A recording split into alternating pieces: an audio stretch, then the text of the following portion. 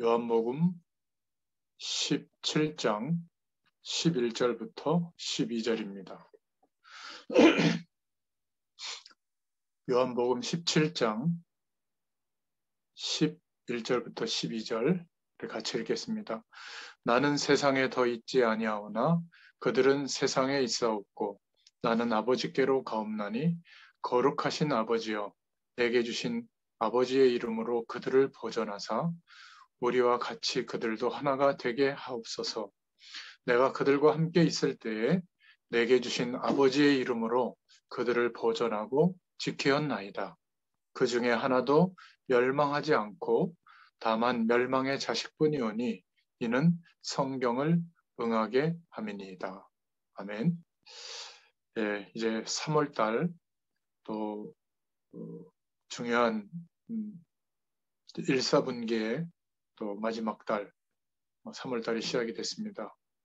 봄이 왔다고도 하는데 눈도 어제 왔고 하지만 백신도 지금 접종되고 있고 이제 여름이 지나가면서부터는 마음과 생각들이 많이 바뀌어지게 될 것 같습니다.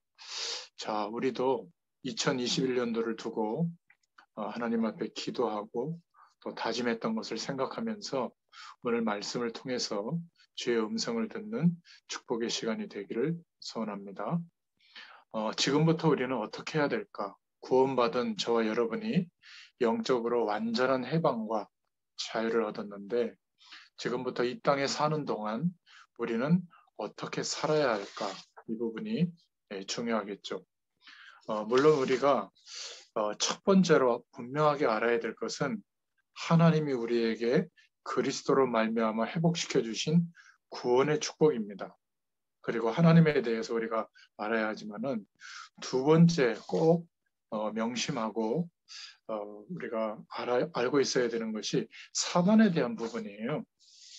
우리가 신앙생활에 승리하려면 사단에 대해서 알고 영적 싸움을 해야 합니다. 모든 승리한 신앙인들이 이 사단과의 싸움에서 이긴 거거든요. 우리는 자꾸 눈에 보이는 대단한 것에 위축되거나 속기가 쉬운데 우상에 사로잡혀 있고 먹는 것에 사로잡혀 있는 그런 유대인들이 대단하게 보이면 그것은 좀 뭔가 가려워져 있는 겁니다. 우상에 사로잡혀서 거짓으로 왕노릇하던 사단의 권세 아래 놓여 있는 애굽처럼 보이는 세상이 겁낼 대상이 아닌 건데 자꾸 두렵게 여기고 대단하게 보인다면 우리는 좀 중요한 어떤 기도의 제목을 가져야 될 줄로 믿습니다. 권력만 생각하고 그래서 왕이 되어졌지만은 귀신 들려 있는 사울 왕을 다윗은 두려워하지 아니했던 것처럼 바울도 그렇게 말씀으로 우리에게 방향을 주고 있죠. 우리의 싸움은 육신적인 것, 혈육적인 것, 혈과 육에 대한 싸움이 아니라 사단과의 싸움이다. 이렇게 말씀하고 있습니다. 지금부터 신앙생활을 어떻게 해야 되겠는가? 우리가 꼭 기억해야 될 것이 있는데 성경에만 있는 내용이거든요. 종교인들은 전혀 모릅니다. 그게 바로 사단의 장난인데요. 어떤 사람들은 자살할 때 보면 유서를 남기는데 그 유서에 나와 있는 내용은 그 개인의 어려운 부분을 기록한 거지만 사실은 진짜 문제는 그 사람에게 와 있었던 영적인 문제죠. 어렵다고 자살할 것 같으면 다 자살해야죠. 어렵다고 자살한 게 아니라 그 사람은 사실은 영적으로 보면 사단에게 완전히 잡혀 있었던 거죠. 그래서 성경은 처음부터 창세기 3장에 보면 여인의 후손이 뱀의 머리를 상하게 할 것이다. 이렇게 말씀하고 있습니다. 뱀 속에 들어가 있던 사단에 대해서 어떻게 하면 그 사단의 권세를 이길 것인지 여자의 후손이 오면 예수 그리스도께서 오셔서 사단의 권세를 완전히 무너뜨리셨죠. 요한계시록 12장에 보면 그 존재를 보고 옛뱀이라고 표현도 했고요. 사단을 말합니다. 성경 전체를 보면 이 사단과 싸울 것을 말하고 있습니다. 그래서 바울은 우리의 싸움은 혈과 육에 대한 싸움이 아니라 사단과의 싸움이다. 왜냐하면 이 존재는 죽는 존재가 아니라 영원히 있는 존재이기 때문에 지옥에 갈 때까지는 활동하고 있는 겁니다. 그 부분은 우리가 참고해야 되겠죠. 사실 우리가 이렇게 살아가면서 하나님 자녀가 좀 다른 사람에게 이야기할 수 없는 그런 문제들이 있는데 제일 큰 문제가 사실은 사람과의 갈등이죠. 교회 가서도 제일 큰 문제가 막 보이지 않게 사람 간의 갈등 때문에 교회를 옮기기도 합니다. 집에서도 제일 문제가 사실은 사람 간의 갈등이죠. 어떨 때는 좀 표현하기도 힘든데 이걸 참으려고 하니까 문제가 생기기도 하고 막 분통이 터지기도 하고 엄청나게 스트레스를 받기도 합니다. 또는 뭔가 이렇게 삶의 태도나 살아가는 모습이 잘못된 사람도 있습니다. 이럴 때 어려움이 막 오고요. 신앙생활을 잘해보려고 하지만 잘 안 되는 그런 사람도 있습니다. 그런데 세 번째로 좀 생각해 볼 것은 영적 싸움을 해야 되는데 제일 큰 문제는 뭐 갈등을 일으키는 사람, 뭐 사람 간의 문제, 또 잘못된 사람, 그런 사람이나 지금 나에게나 공통점이 하나 있는데 그게 뭐냐면 내 생각이 옳다라고 여기는 겁니다. 뭔가 이렇게 잘못 힘들어하는 사람들에게 물어보면 자기 생각이 맞다고 하는 사람이 많아요. 근데 문제는 여기에 사단이 속이고 역사하는 부분이 큰 거거든요. 사단은 우리를 이길 수 없다는 것을 알고 있습니다. 하나님이 함께 하시기 때문에. 그런데 에베소서 4장 27절에 보면 틈을 탄다고 되어 있거든요. 복음이 없는 교회는 하나님의 영광이 드러나지 못하도록 가려지게 되도록 사단이 집중적으로 역사해서 공격합니다. 그런데 복음 있는 교회는 공격할 대상이 되지 못하죠. 복음 전하니까. 어떤 면에서는 생명 걸고 복음 전하는 교회라면 사단이 역사할 수가 없죠. 그래서 우리가 조심해야 될 것이 뭐냐면 틈을 타는 겁니다. 이게 사단이 내부 갈등을 일으켜서 틈을 타게 해가지고 사람을 건드리고 또 축복 못 받도록 계속 속이게 만드는 거죠. 그래서 우리가 성경에 보면 아주 잘못한 사람을 무조건 용서하라 이렇게 말씀하고 있는 경우가 있는데 그 이유가 뭐냐면 사단을 즐겁게 해서는 안 되기 때문에 그렇습니다. 우리가 잘못된 이 사람을 용서해주고 올바르게 만들어서 축복받게 만들면 사단이 항복하게 되는 거죠. 그걸 보고 로마서 16장 20절에 사단이 무릎 꿇게 된다 이렇게 말하고 있습니다. 기억해야 됩니다. 물론 신앙생활의 전부는 아니죠. 이 사단에 대한 이야기가 예수 그리스도를 통해서 우리가 구원의 축복을 받은 것을 알고 하나님에 대해서 알아야 하고 하나님과 동행하는 축복을 누리는 것이 첫 번째지만 두 번째는 사단의 전략을 반드시 알고 있어야 됩니다. 이걸 모르면서 자꾸 하나님의 말씀은 이렇고 저렇고 그래서 맞다 틀리다 이렇게 율법을 얘기하면 맞는 얘기를 하는데도 어려워지죠. 또 이걸 모르면서 윤리적이고 뭔가 올바른 삶에 대한 이야기를 하면 이렇게 지목받아요. 그럼 너는 그렇게 사냐? 이렇게 되죠. 또 모르면서 이 사단에 대한 전략과 물론 하나님의 구원의 축복은 당연한 거지만 이 사단의 전략을 모르면서 자꾸 자기 주장만 주장하면 많은 사람들이 상처를 받습니다. 또 이런 영적 전쟁해야 될 대상이 있다는 것을 모르면서 복음도 좀 약하면서 사람들에게 굉장히 관심을 가지고 이렇게 관여를 하면 굉장히 간섭하는 것처럼 받아들이죠. 복음을 알고 어떤 사람에 대해서 세심하게 배려하는 것은 그건 굉장히 축복이지만 복음이 없이 하는 전부 다가 그래서 문제가 되는 거죠. 그래서 기억해야 됩니다. 당장 저 여러분의 집에서도 아무리 어렵고 또 힘든 그런 문제가 와도 화가 나더라도 기억해야 됩니다. 교회 안에서 누가 나보고 힘들게 한다고 해도 기억하고 있어야 됩니다. 혹시 교회 안에 또 가정에 우리의 일하는 곳에 잘못된 사람이 있다고 할지라도 우리는 그 사람을 두고 오래 기도하면서 영적으로 바로 서도록 도와줘야 됩니다. 사단의 틈을 타지 않도록 그렇게 해야 되겠죠. 우리가 이런 것들을 알면서 사단이 존재하고 있고 이 사단의 세력을 꺾을 수 있는 영적 싸움을 할 수 있는 권세가 우리에게 있다는 것을 알면 신앙생활하면서 모든 것에 여유가 생기게 되고요. 더 나아가서 모든 것에 어려움이 와 있는데도 그 속에 하나님이 준비하신 응답을 받게 됩니다. 그리고 가장 결정적인 응답이 오는데 치유가 됩니다. 마음적으로도 치유되고 막 감사가 일어나고 지나왔던 안 좋은 기억들이 발판이 되는 그런 응답이 오게 되죠.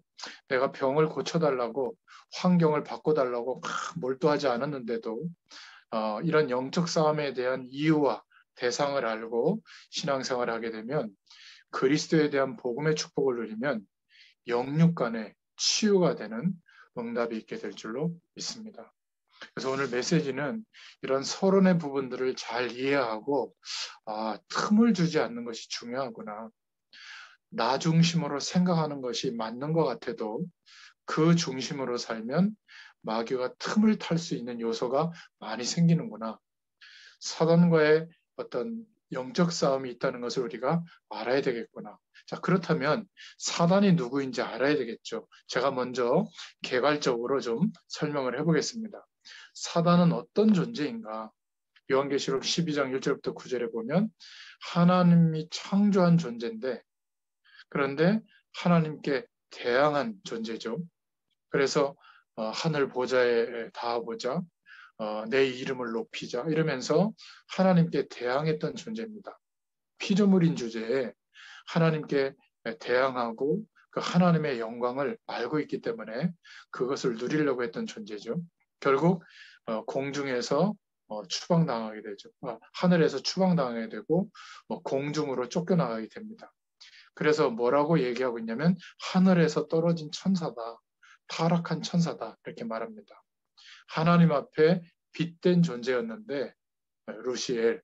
그런데 하나님과 대항하고 결국 하나님의 진노를 받게 된 그때부터 하나님께 대항하는 존재, 루시퍼라는 단어, 대항하다라는 그런 루시퍼가 된 거죠.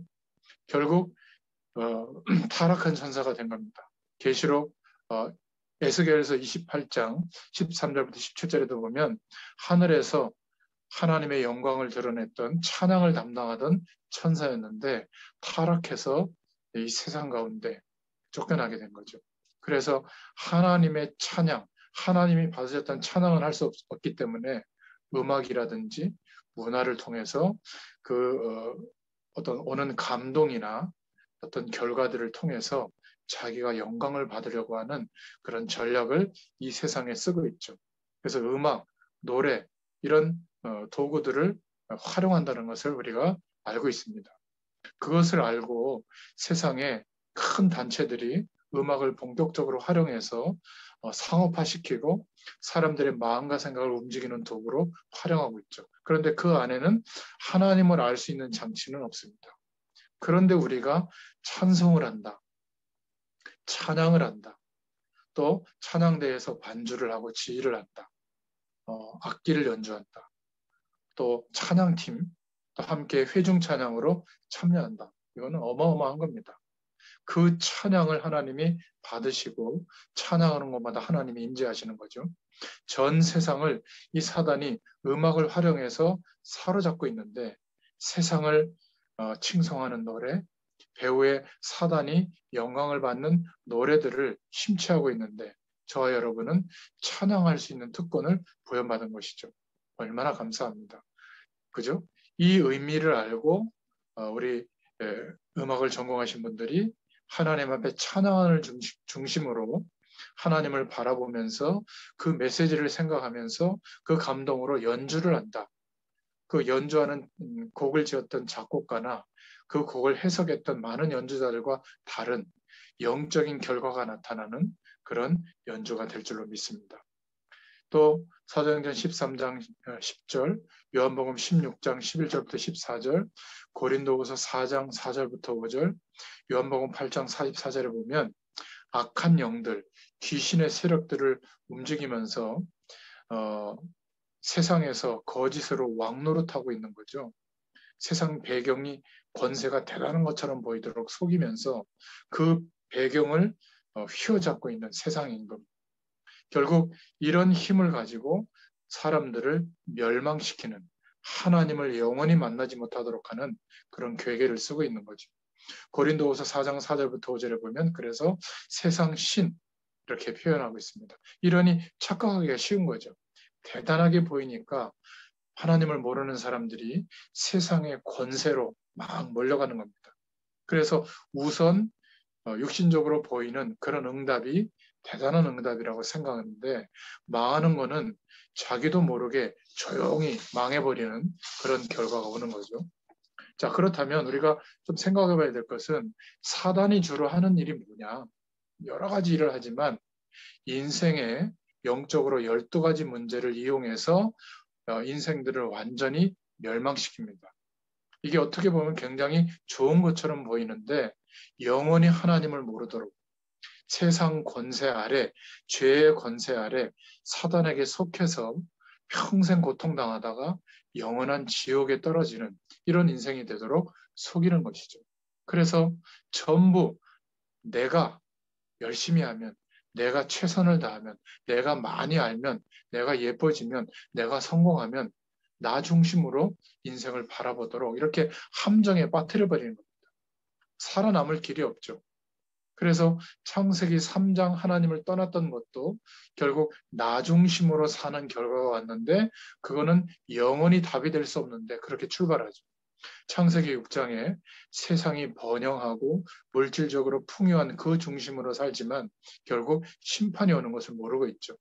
그래서 남겨진 인생과는 사도행전 11장에 나와 있는 것처럼 성공 중심으로 최선을 다하는데 결국 그 성공이 무너지는, 이루어지지도 않고 말이죠. 구원받은 저와 여러분도 사실은 나를 기분 나쁘게 하면 기분 나쁘고 나를 좋게 하면 좋아요. 결국 내 중심이 되면 좀 기분이 좀 좋아지고, 뭔가 다른 사람이 중심이 돼 있으면 약간 기분이 상하죠. 뭔가 교회에서나 전도와 선교 현장에서 일하는 사람들을 보면 전부 나 중심으로 안 될 때는 기분 나빠하고, 또 나 중심으로 뭐든지 이상하게 되어지도록 이렇게 만드는 그런 경향들을 참 많이 봅니다. 그런데 여기에서 못 빠져나오면 사실은 사단에게 속을 수 있게 돼요. 결국은 나라고 하는 중심 속에 있기 때문에 결국은 한계가 오고 문제가 오는 것이죠. 빠른 속도로 다른 사람의 의견을 수용해버리면 굉장한 응답이 올 것인데 그거를 잘 못합니다. 심지어 교회에서도 우리 목회자들이나 또 중직자들이 보면 교인들의 의견을 빨리 받아들여서 소화를 해서 넘어서면 되는데, 그걸 안 받아들여서 막 자기 주장만 계속 하다가 시간만 보내고 답답한 그런 분위기를 만드는 것을 좀 보게 됩니다. 그러니까 전부 나 중심으로 세상 권세 아래 놓이도록, 겉으로 보이는 성공 중심의 인생관이 좋은 것처럼 보이지만 결국 영원히 하나님을 만날 수 없는 함정에 빠지도록 하는 이런 문제를 가지고 사단은 속이고 있죠. 또 굉장히 표면적으로 대단하게 보이는 그런 것을 쫓아가도록 사단은 속이고 있죠. 그런 틀을 만들고 있습니다. 세상에다가. 대표적인 것이 사도행전 13장, 16장, 19절에 나와 있는 것처럼 무속, 점술, 우상이죠. 눈에 보이는 그것에 몰두했을 때 영적으로 인간의 힘을 넘어서는 어떤 대단한 영적 현상이 일어나고 기적이 일어나는 것처럼 보이는데, 그게 사단이 역사하고 있고 귀신의 세력이 역사하고 있다는 것을 모르기 때문에 그쪽으로 사람들의 마음과 생각이 집중되는 겁니다. 그래서 사람들은 대단하게 멋있는 신전, 어떤 건물, 어떤 조직, 그런 틀을 만들어서 가둬버리는 거죠. 누군가 사단의 도움을 받아가지고 그 힘을 가지고 어마어마한 영적 현상이 일어나는 시스템과 어떤 건물과 신전과 종교를 만들어버리면 그 지역은 완전히 우상 동네가 돼버리죠. 우리가 살고 있는 지역에도 다행히 한국은 지역마다 큰 교회들이 세워져서 영적 현상을 하나님 바라보도록 하는 그 축복을 나타내고 있기 때문에 우리 할머니 시대보다 1950년, 60년, 70년 이런 시대보다 많이 없어졌지만 지금도 각 지역마다 대단한 영적인 힘을 발휘해서 사람들의 마음과 생각을 집중시키는 그런 일들이 많이 일어나고 있습니다. 지금은 눈에 보이지 않게 인터넷 안에도 어떤 가상 공간 안에도 사람들의 마음과 생각을 휘어잡는 대단한 문화를 가지고 만들어 놓은 신전, 하나님을 도저히 생각할 수 없도록 24시간 빠져들게 하는 그런 장치들이 많이 만들어져 있죠. 틀이 짜여져 있습니다. 만약에 그런 것들을 가지고 축복을 받고 행복할 수 있다면 하나님이 왜 우상 숭배를 하지 말라고 했겠습니까? 그렇죠? 이 사단은 개인이 완전히 멸망받을 수밖에 없도록 결국은 노력해서 안 되니까 근본적으로 하나님을 모르는 죄와 한 몸이 되어져서 죄인으로 출생했기 때문에 근본적으로 인생에는 문제가 와 있는데 이걸 모르죠. 그러니까 영적으로 힘들어져서 무언가를 숭배하고 거기에 집중하는 겁니다. 하나님을 만나는 기름은 좋은데 아닌 것이죠. 결국 최선을 다하는데 정신적인 부담감과 정신적인 어려움이 오게 되고 이제는 눈에 보이는 문제들이 막 드러났을 때는 이미 너무 오랜 인생의 문제가 폭발하게 된 거죠. 결국 인생을 마감해도 영원한 내세 문제가 있게 되고 그 영적인 어려움들이 유산처럼 후대들에게 전달됩니다. 한마디로 자신의 힘으로 빠져나올 수 없는 멸망의 올무에 자신의 인생이 갇혀버리게 되죠. 결국 사단은 이런 인생의 영적 상태로 오는 완전히 재앙과 같은 인생의 문제를 이용해서 멸망의 구렁텅이로 몰아넣고 있습니다. 그런데 사람들은 돈만 벌면, 성공하면, 외모만 괜찮아지면 또 학업과 기회에 있어서 앞자리를 차지할 수 있는 그런 선점을 할 수 있는 능력을 갖추면 된다라고 생각합니다. 물론 필요하죠. 그런데 그것은 상식의 영역에 있는 기준들이기 때문에 어떤 인간이라도 답이 되지 않습니다. 아이든 노인이든 또 굉장히 어려움 속에 있든 굉장히 풍요로운 인생 속에 있든 그 인생의 답은 되지 않습니다. 그런데 사람들은 멸망의 상태가 와서야 그 현실을 해결하려고 하나님을 찾습니다. 이게 너무 안타까운 것이죠. 그래서 여전히 세상의 권세 아래에 있는 그 인생에서 벗어나지 못하고 세상에서 내가 지금까지 힘들었던 것을 하나님을 믿고 만회해 보려고 하는, 내가 저 하나님을 모르는 사람들처럼 저런 대단한 힘과 노력은 가질 수 없지만 하나님의 능력으로 저 사람들보다 더 나은 이 세상에서의 삶을 영위해 보려고 하는, 여기에 이제 초점이 맞춰져 있는 겁니다. 그것이 그렇게 나쁜 것은 아니지만 안타까운 것은 하나님이 주신, 그리스도로 말미암아 회복시켜 주신 구원의 축복도 모를 뿐더러 사단의 세력에 대해서 굉장히 대단하게 생각하고 두려워 떠는 겁니다. 이 사단의 세력을 예수 이름의 권세로 영적 싸움에서 당당하게 싸워서 이길 수가 있는데 오히려 인생 문제로 속이는 그 배경 속에 갇혀 있게 된 것이죠. 그래서 우리는 사단의 능력을 알고 대적해야 됩니다. 사단은 굉장한 능력을 갖고 있기 때문에 우리 보고 싸우라고 했습니다. 피하라고 하지 않고 대적하라고 했습니다.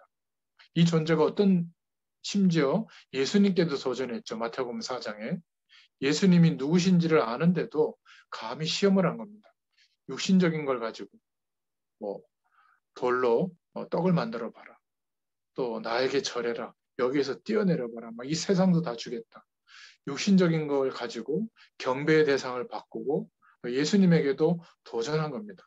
이런 식으로 유혹을 한 거죠. 말도 안 되는 일인데 말이죠. 그리고 이 존재는 세상 끝날까지 인간을 따라다니고 멸망시키려고 하는 겁니다.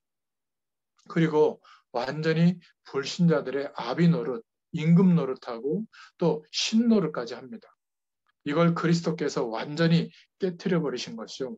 십자가에서 죽으시고 부활하심으로 거짓 사망의 법 아래서 왕노릇하던 사망의 권세는 무너지게 된 겁니다.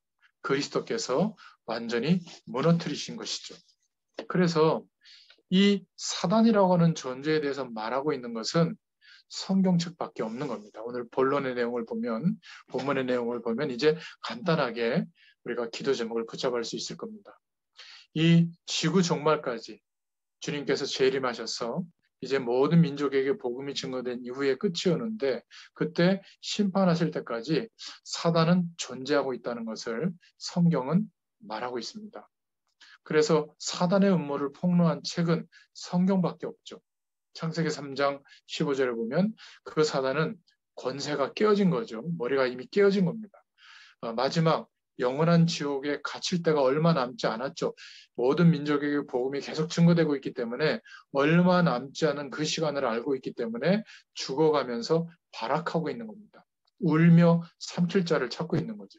그리고 완전히 결박되는 날, 모든 민족에게 복음이 증거되고 난 그날에 이제 지구 종말의 날인데 사단의 세력이 완전히 결박되고 영원한 지옥에 갇히게 되는 그 시간이죠. 그러나 방심하지 말 것은 악한 영들과 미혹의 영, 거짓 선지자의 영, 이단의 영, 또 귀신의 세력들을 활용해서 신자들을 속이고 방해하기 때문에 우리는 에베소 6장 18절의 말씀처럼 늘 기도함으로 영적으로 무장함으로 승리해야 될 줄로 믿습니다. 이 존재는 가정의 그런 틈을 타고 들어와서 회방합니다. 그리고 불신자, 확신 없는 자를 찾아다니죠. 한 번 허용하면 7배의 능력으로 들어옵니다. 그래서 우리가 하나님을 믿는 믿음, 예수 그리스도를 믿는 믿음 안에서 하나님과 함께하는 보좌의 축복과 우리의 인생이 연결되어져 있으면 세상의 그 어떤 권세도 뭐 좋은 것이고 대단하지만 하나님이 우리에게 허락해 주신 구원의 축복과 견주어 볼 때 비교할 수 없는 겁니다. 혹시 우리가 세상의 권세를 선택해야 될 그때, 하나님의 축복을 선택해야 될 그때, 당연히 하나님의 축복을 선택하죠. 비교 대상이 아닌 겁니다. 그런데 많은 신앙인들이 세상의 권세 앞에 무릎 꿇을 때가 많은 거죠. 그렇게 한번 무릎 꿇고 허용하면 7배의 능력으로 사단은 틈을 타고 역사해 옵니다. 또 이 사단은 불신자들에게 각종 질병을 통해서 우리에게도 속이는 거죠. 불치병, 이름 모를 병을 가져다 주기도 합니다. 믿는 자에게는 병이 오히려 하나님의 권능을 체험할 기회가 되지만 하늘 보좌의 축복을 누릴 수 있는 통로가 되지만 불신자들에게는 완전히 재앙이 되죠. 그리고 정신적으로도 막 혼란을 줍니다. 이 존재는 확신 있는 자를 피해 다니죠.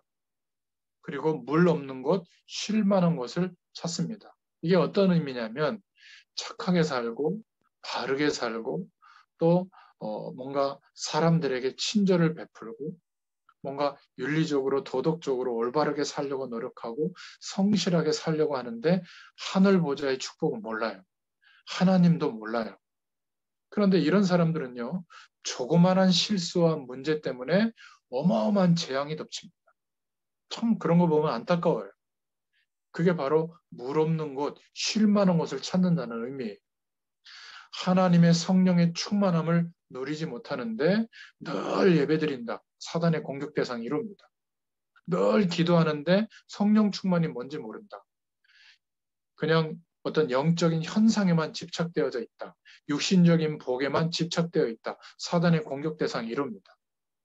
그러니까 물 없는 곳, 쉴 만한 곳을 찾는다는 의미를 이해하고 우리는 예수 그리스도를 의지하여 성령의 충만함을 구하고 누려야 될 줄로 믿습니다. 특히 자기 마음을 비우고 청소하고 뭔가 하나님과 함께하는 축복은 모르는데 자꾸 뭔가 이렇게 거룩하게 살려고 하고 경건하게 살려고 하고 착하게 살려고 하는 그런 사람들이 나쁜 것은 아니지만 그 빈집을 찾아 들어오는 거죠. 그리고 기도하는 것과 성경하는 것을 사단은 가장 싫어합니다. 성경 말씀을 통해서 하나님의 구원의 축복을 누리고 있는 자들을 굉장히 두려워합니다. 그리고 예배를 바르게 드리는 것을 두려워하죠. 가장 싫어합니다. 왜냐하면 하나님이 임재하시고 성령이 역사하니까. 예수 그리스도를 믿는 믿음이 예배의 가장 중요한 기준이 될 때 사단은 두려워서 떨게 되는 겁니다. 그런 의미에서 주일날 예배하고 또 복음 전하는 것을 두려워하죠. 자, 그래서 우리가 신앙생활 할 때 5가지 사실을 기억하고 생활을 해야 되겠습니다.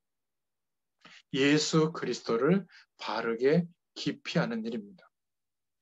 예수님이 그리스도 되어주신 그 일, 그래서 예수님과 함께 죽게 하시고 예수님과 함께 거듭나게 하셔서 하늘 배경을 누리도록 천국 가서 누려야 될 그 축복을 지금도 예수 그리스도를 믿는 믿음을 은혜로 부여받은 자들에게, 그 믿음을 선택하는 자들에게 하늘 배경을 누릴 수 있도록 역사해 주십니다. 성경에 약속되어진 성삼위 하나님의 능력을 믿게 되고 그 믿음 안에서 하나님의 능력이 나타나는 축복을 누리게 되죠. 세 번째는 예수 그리스도를 우리의 중심에, 우리 가정의 주인으로, 우리가 처한 곳에서 주인으로 영접하는, 인정하는 믿음의 고백과 그 중심을 잃지 않아야 됩니다. 네 번째는 예수 그리스도의 이름과 권능을 시인하고 증거하고 간증하는 일이 우리 생활 속의 중심이 되면 승리하게 됩니다. 나를 드러내고 나 중심으로 사람들을 지배하려고 하고 또 내가 이렇다고 하는 것을 사람들에게 나타내서 영광 받으려고 하는 그 중심으로 살게 되면 마귀가 틈타게 됩니다. 예수 그리스도를 드러내고 간증하는 일이 우리 생활 속의 중심이 되면 결국 승리하게 될 줄로 믿습니다. 예수 그리스도가 저 여러분의 주인이 되면 성령의 능력이 우리의 능력, 환경, 어떤 지식의 배경, 우리 삶의 배경과 관계없이 하나님의 능력이 나타나게 됩니다. 이런 은혜가 저 여러분에게 삶 속에 일어나게 될 줄로 믿습니다. 그 교재에 있는 그림을 자세히 보면 저와 여러분이 어디에 있는지를 생각해 볼 수가 있습니다. 자연인은 우리 마음의 중심에 의자가 있다면 십자가, 예수님을 의미하는데 예수님은 내 마음의 중심에서 벗어나 있고 밖에 있고요. 내 마음의 중심의 의자에 여전히 내가 주인 된 사람, 이 사람은 아직 하나님을 만나지 못한 사람이죠. 육에 속한 사람, 그냥 세상 사람 이렇게 표현합니다. 자연인이라고 표현할 수 있는데, 그런데 두 번째 그림에 보면 그 마음의 중심의 의자에 예수님을 영접하고 하나님의 자녀가 됐는데도 불구하고 마음의 중심의 의자에 내가 여전히 주인되어져 있고 어려울 때만 예수님을 찾는 사람. 그러니까 내 마음의 중심에 이렇게 구석 자리에 예수님이 계신 거죠. 이 사람은 구원받았지만 여전히 하늘 보좌의 축복과 연결된 인생이 아닌 거예요. 여전히 세상의 권세 아래 있는 경우가 많습니다. 그래서 육에 속한 자라고 표현할 수 있겠죠. 그런데 저와 여러분은 마지막 그림 속에 있어야 될 줄로 믿습니다. 우리 마음의 중심에 그 의자 위에 예수님이 주인 되어져서 앉아 계십니다. 그리고 우리는 주님의 가르침을 따라 성령의 인도받는, 나는 내 마음의 중심에 주인 자리가 아니라 따라가는 자리에 있는 이 사람은 영에 속한 자라고 표현할 수 있겠죠. 성삼의 하나님과 연결되어져 있는 사람, 이런 축복이 우리에게 있게 될 줄로 믿습니다. 그래서 예수 그리스도를 우리 중심에 모시고 고민도 문제도 죄의 짐도 완전히 주님께 맡기고 내버리시기를 바랍니다. 그리스도를 중심에 모시고 우리의 고집도 버려야 될 줄로 믿습니다. 예수 그리스도를 중심에 모시고 부정적인 생각, 염려, 걱정도 버려야 될 줄로 믿습니다. 예수 그리스도를 중심에 모시고 우리의 대단한 경험, 오래된 좋은 경험조차도 복음보다 앞세우지 않도록 그렇게 해야 될 줄로 믿습니다. 또 그리스도를 중심에 모시고 선입견도 갖지 말아야 될 줄로 믿습니다. 인상을 보니까 어때? 저 사람의 말을 들어보니까 어때? 또 잠깐 경험해보고 갖게 되는 선입견도 그리스도를 중심에 모신 사람은 그런 선입견을 우선시 하지 말아야 될 줄로 믿습니다.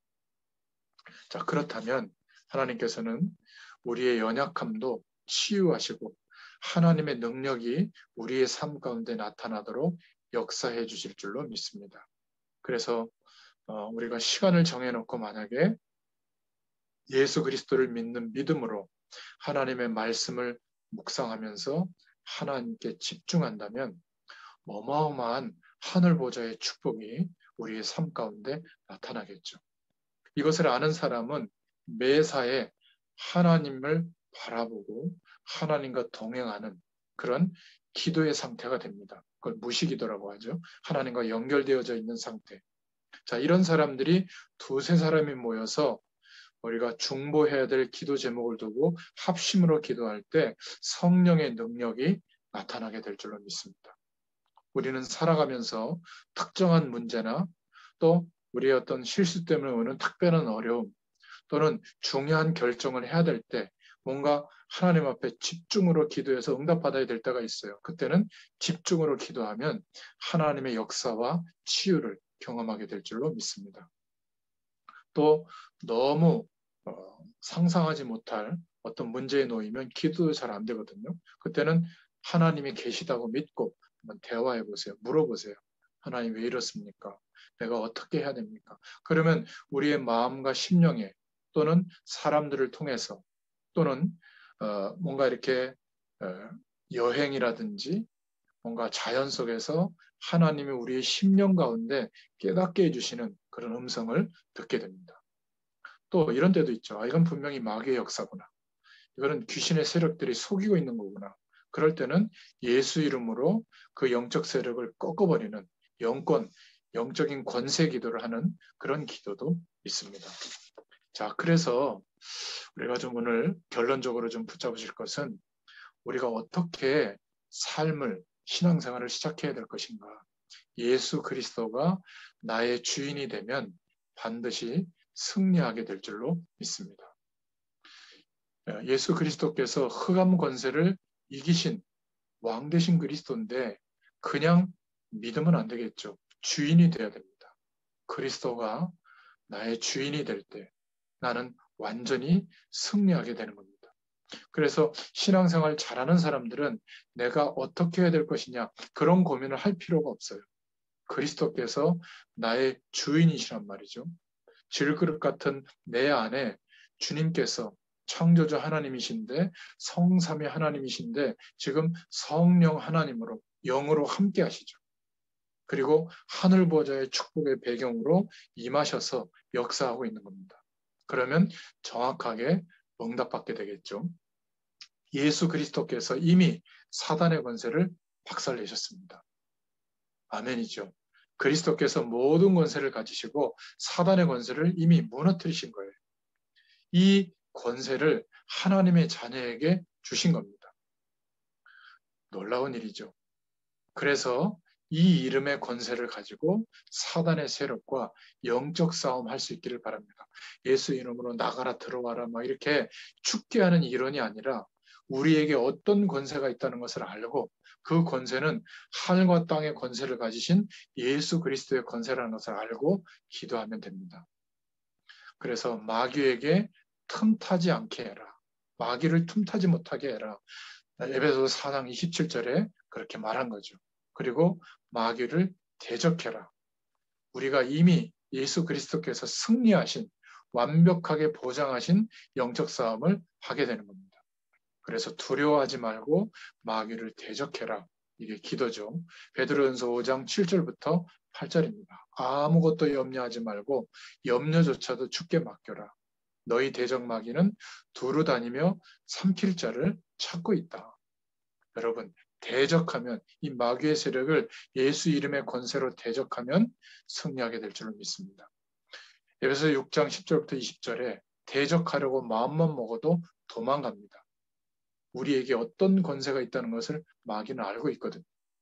여러분, 경찰이 도둑놈을 잡으려고 하면 도둑놈은 도망갑니다. 근데 이 경찰이 도둑놈하고 짜고서 뭔가 부정직한 일을 하고 돈을 먹으려고 하면 도망 안 갑니다. 경찰을 이용하죠. 그런 경찰은 도둑이 겁을 안 냅니다. 경찰에게 주어진 권세가 있는데도 불구하고 말이죠. 정말 경찰이 법대로 단속하면 겁내죠. 여러분, 우리에게 주어진 이 권세를 사용하려고 하면 겁을 내는데 안 한단 말이에요. 계속 우리가 사람 간의 갈등, 잘못된 어떤 인생의 모습, 내 중심의 생각, 이렇게 자꾸 사단에게 틈타도록 우리의 마음과 중심을 내어줄 때 우리에게 어떤 권세가 있는지를 모르고 이 세력과 어떤 면에서는 타협하고 있을 때 이 존재는 우리를 겁내지 않겠죠. 기억해야 됩니다. 여러분, 사단은 우습게 보면 안 되죠. 저 사람 겁난다. 도망가야지. 사단이 우리를 볼 때 예수 이름의 권세를 알고 있구나. 하늘 배경의 축복을 누리고 있구나. 이래야지. 안 그러면요. 사단이 늘 틈타면서 우리를 속이고 갖고 놉니다. 아무리 뛰어난 법관이라도 나쁜 사람들하고 손잡고 거래하면 그 사람이 법관을 겁내지 않죠. 대통령이라고 할지라도 이 대통령이 나쁜 사람과 손잡고 한번 일을 해보세요. 그 사람이 대통령의 권세 어마어마한데도 겁내겠습니까? 저와 여러분에게는 엄청난 권세가 있다는 것을 확신하시길 바랍니다. 그래서 우리가 첫 번째 누려야 될 것은 하나님의 구원이에요. 그러나 두 번째 꼭 우리가 알아야 될 것은 사단이라고 하는 존재가 있다는 것. 이 존재와 싸움하는 영적 싸움의 권세가 우리에게 있다는 것. 이것을 알고 신앙생활을 하면 많은 응답을 보게 될 줄로 믿습니다. 또 치유되게 될 줄로 믿습니다. 더 결론적으로 말하면 여러분이 이 말씀의 약속을 붙잡고만 있어도 응답은 오게 되어 있어요.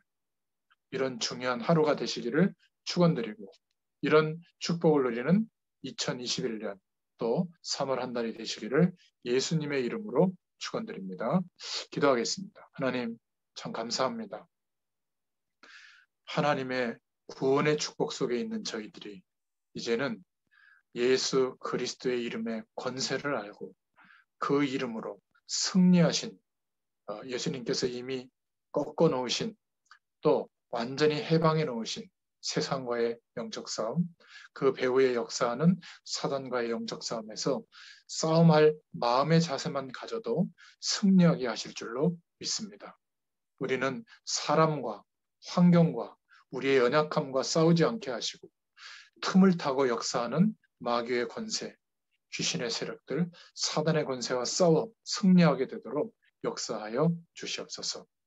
2021년도에는 원색적인 복음의 말씀 위에 하나님의 능력으로 역사하는 삶이 되도록 은혜를 베풀어 주실 줄 믿습니다. 감사드리며 예수님의 이름으로 간절히 축복하옵고 기도하옵나이다. 아멘. 감사합니다. 감사합니다.